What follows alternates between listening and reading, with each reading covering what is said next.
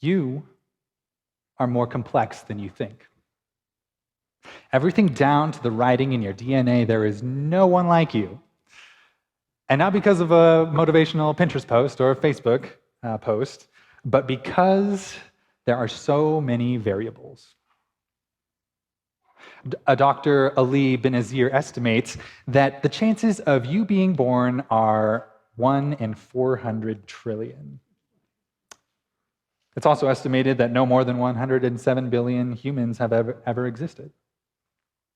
The question I want to ask you today is, how do you relate to the one true light of the world?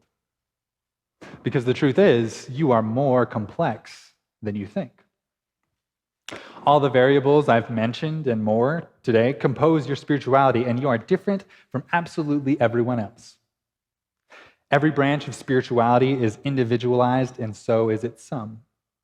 What your body needs through diet will vary a bit from other people. What you need to hear or be taught depends on where your heart is at. What kind of love you need will depend on how your love languages are geared. What kind of exercise you can do depends on where your physical ability is at. Your ability to understand the Spirit will vary on how tuned you are to it. But no matter how complex and different you may be from others, I can promise you, God can connect with a wide array of relationships. Because the one true light of the world is more complex than you think. God is often compared to being light in the Bible. In biblical times, the only two sources of light were either the sun, natural light, or fire. But while white light may look uniform, it actually contains the entire color spectrum within it. You see, God may be the light of the world, but there is much more to him than just one or two things. He is the Lion of Judah and the Lamb. He is the King of Kings and a suffering servant.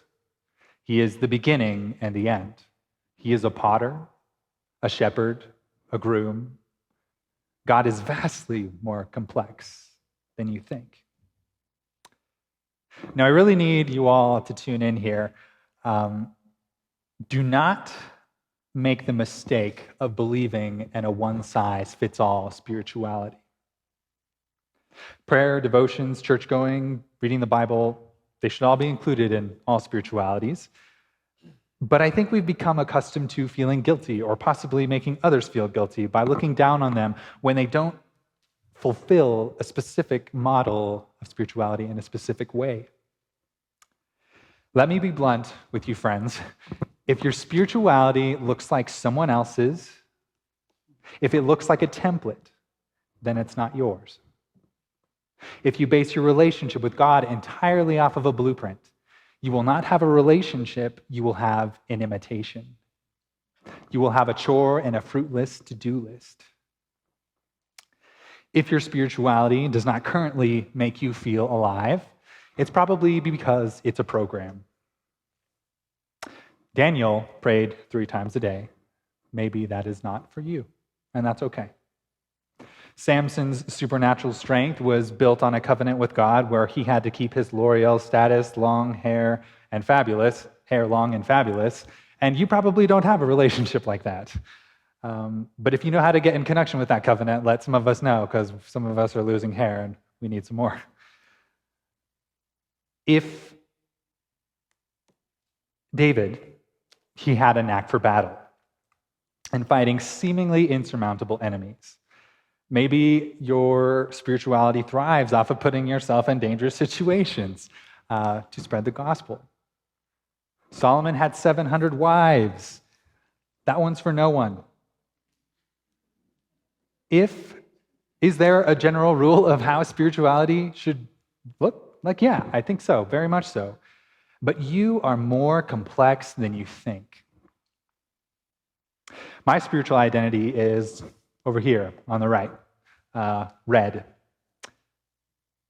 with romance. It's centered there. That's where my heart is, and it helps me to relate and see to God and see him clearer.